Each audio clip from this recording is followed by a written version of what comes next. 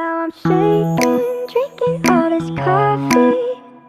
These last few weeks have been exhausting. I'm lost in my imagination, and there's one thing that I need from you. Can you come? Baik, sekarang saya akan menjelaskan pengertian perkembangan kurikulum. Perkembangan kurikulum adalah suatu proses perubahan dan penyempurnaan kurikulum agar sesuai dengan kebutuhan zaman, peserta didik, serta perkembangan ilmu pengetahuan dan teknologi.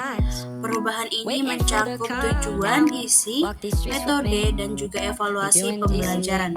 Di Indonesia, kurikulum terus berkembang seperti dari kata SP ke kurikulum 2013 hingga kurikulum Merdeka, yang dimana menekankan kepada pembelajaran yang lebih fleksibel dan juga berpusat pada siswa.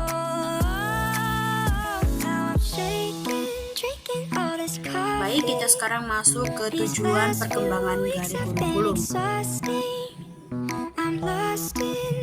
Tujuan perkembangan kurikulum adalah untuk menyesuaikan sistem pendidikan dengan tuntutan zaman, kebutuhan masyarakat, perkembangan ilmu pengetahuan dan juga teknologi, serta karakteristik dan peserta didik. Dengan perkembangan kurikulum diharapkan proses pembelajaran menjadi lebih relevan, efektif, dan juga mampu menghasilkan lulusan yang kompeten, kreatif, dan juga siap untuk menghadapi tantangan di masa depan. Baik, sekarang kita masuk ke dalam perkembangan kurikulum, juga sejarah perkembangan kurikulum yang ada di Indonesia. Baik, kita masuk ke dalam kurikulum pertama yang ada di Indonesia, yaitu kurikulum 1947 yang disebut rencana pembelajaran, di mana konteks mulanya kurikulum 1947 atau rencana pembelajaran ini adalah pada masa baru merdeka dari penjajahan dari bangsa-bangsa penjajah yang menjajah bangsa Indonesia, di mana kurikulum ini memiliki ciri yang menekankan pendidikan karakter dan juga kesadaran bernegara.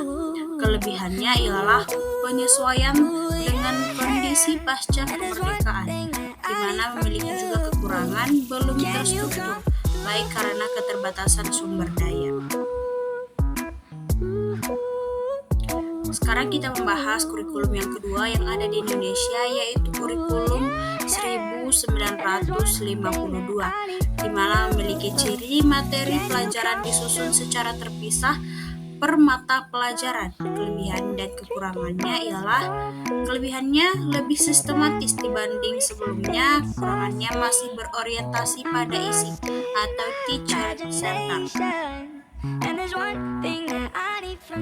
Yang ketiga ialah kurikulum 1964 atau dikenal dengan pendidikan Pancawardhana, di mana berfokus pada pengembangan 5 aspek utama, yakni moral, kecerdasan, emosional atau artistik, keterampilan, dan juga jasmani, di mana memiliki tujuan untuk membentuk manusia yang seutuhnya.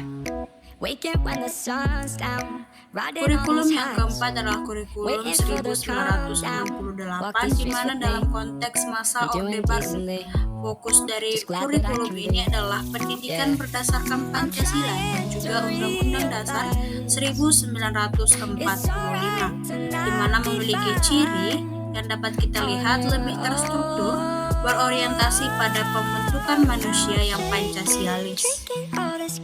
Baik, yang kelima adalah kurikulum 1975, di mana memiliki ciri dikenalkan sistem satuan pembelajaran atau SAP dan tujuan instruksional umum dan khusus dikenal dengan TIU atau TIK, berfokus pada pendekatan tujuan pembelajaran yang spesifik. Kelemahannya ialah terlalu administratif dan membebani guru. Yang keenam ada kurikulum 1984, di mana berfokus pada pendekatan proses belajar siswa aktif atau dikenal sebagai CBSA, di mana memiliki ciri siswa menjadi pusat pembelajaran. Memiliki kelemahan implementasinya sulit karena keterbatasan pemahaman pada guru. Yang ketujuh ada kurikulum 1994, di mana kombinasi dari pendekatan isi dan juga pendekatan CBSA, di mana juga memiliki ciri pembagian waktu pembelajaran yang lebih padat, pembelajaran lebih diarahkan kepada penguasaan terhadap materi.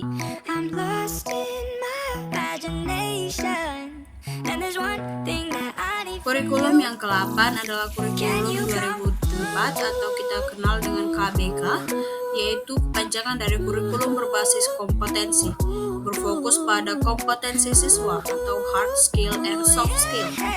Ciri-cirinya ialah penilaian berbasis kompetensi, perencanaan pembelajaran yang lebih fleksibel.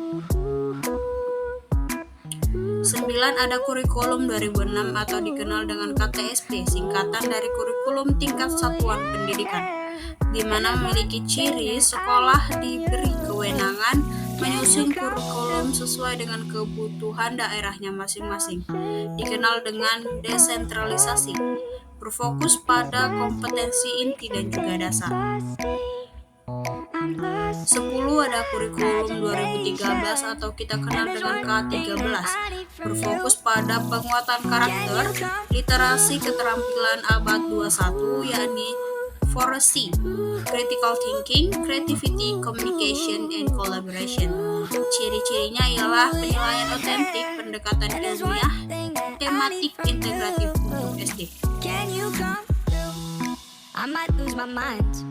11 yakni dalam kurikulum Merdeka, yang dimana digunakan pada tahun 2022 hingga sekarang. Ciri-cirinya ialah lebih fleksibel, fokus pada proyek penguatan profil Pancasila, yang dimana disebut sebagai P5, berfokus pada pembelajaran berbasis kompetensi, diferensiasi, dan juga minat pada siswa. Jenis-jenis pada kurikulum ini ada beberapa, yakni adalah mandiri belajar, mandiri berubah, mandiri berbagi untuk satuan pendidikan. Baik, demikianlah sejarah kurikulum atau perkembangan kurikulum 11 kurikulum yang ada saya dapat dari yang saya cari. Sekarang kita akan bahas dengan materi yang selanjutnya. Baik, kita akan membahas tentang penilaian evaluasi dari kurikulum yang ada di Indonesia sesuai dengan yang dijelaskan. Sekarang kita akan membahas tentang penilaian aspek penilaian dan evaluasi kurikulum di Indonesia. Perkembangan kurikulum di Indonesia menunjukkan perubahan signifikan dalam aspek-aspek penilaian dan evaluasi pembelajaran. Pada kurikulum awal seperti kurikulum 1947 hingga 1984, penilaian berfokus pada hasil akhir atau pencapaian nilai akademik, terutama aspek kognitif melalui ujian tertulis. Penilaian masih bersifat sumatif dan belum mencapai atau menyentuh aspek sikap atau keterampilan secara menyeluruh. Memasuki kurikulum 1994 dan terutama sejak kurikulum 2004, di mana kurikulum berbasis kompetensi, pendekatan penilaian mulai bergeser menjadi penilaian berbasis kompetensi. Penilaian tidak hanya mencakup aspek kognitif, tapi juga afektif dan juga psikomotorik.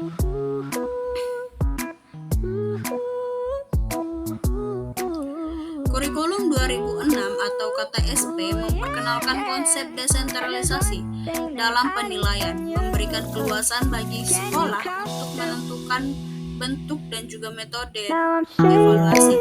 Pada kurikulum 2013, penilaian berkembang menjadi penilaian otentik yang meliputi proses dan hasil belajar siswa secara menyeluruh. Penilaian bukan tidak hanya melalui tes, tapi juga observasi, dan penugasan. Sementara itu, kurikulum Merdeka yang saat ini digunakan lebih menekankan pada penilaian formatif